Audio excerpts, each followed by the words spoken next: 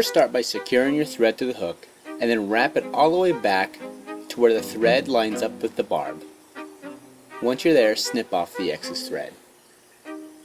This portion of the fly is going to be the egg sac of the Yellow Sally.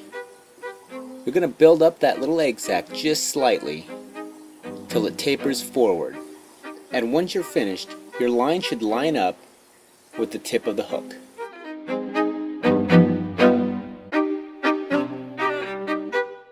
Once the egg sac is complete, it's time to start dubbing your thread. We're using a light Cahill for the color of the body. Once that's all dubbed onto your thread, begin to wrap your thread around the shank of the hook, creating the body for our Yellow Sally. Wrap it forward to about 3/4 the length of the shank.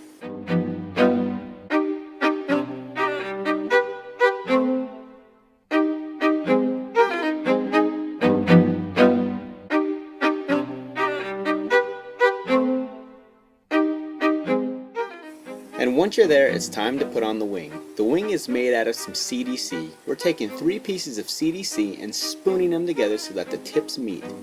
When we get the tips, gather them together, place the CDC on top of the shank of the hook, and measure it so that the wings go slightly past the body. Secure them down at that 3/4 mark. Once it's nice and secure, it's time to add the legs.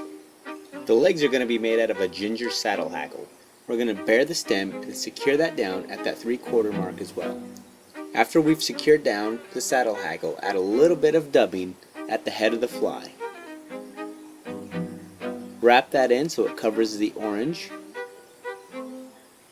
And then take your saddle hackle and wrap that forward a few times around the shank and bring it right behind the eye of the hook and secure it down. Once it's all nice and secure, snip off the excess saddle hackle. Now pull back the CDC and make a few wraps in front and back around the back of the CDC to ensure that it's nice and secure before we snip it away. Now it's time to whip finish. Secure your thread, and once it's all secure, snip off the excess. And now it's time to trim the legs.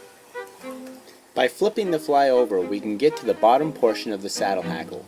And we're going to snip all that clean so that way when we present this fly, it sits nice and flush on top of the water. Once that's all nice and snipped, you have yourself a Yellow Sally.